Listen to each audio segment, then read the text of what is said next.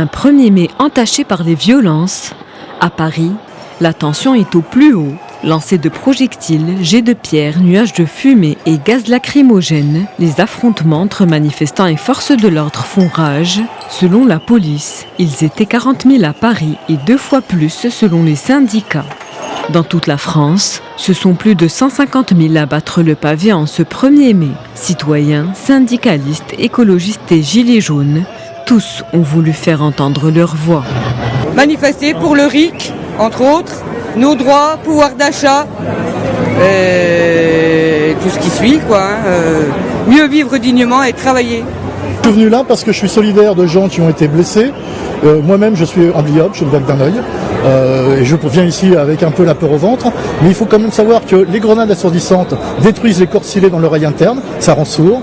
Les gaz lacrymogènes, ça fait pas le distinguo entre les bons et les gentils manifestants et ça détruit les poumons et les bronches et c'est mauvais pour la planète au passage. Une forte mobilisation en France, mais aussi ailleurs dans le monde, en Turquie.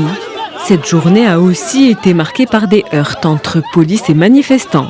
Plusieurs quartiers ont été bouclés à Istanbul et des dizaines de personnes arrêtées.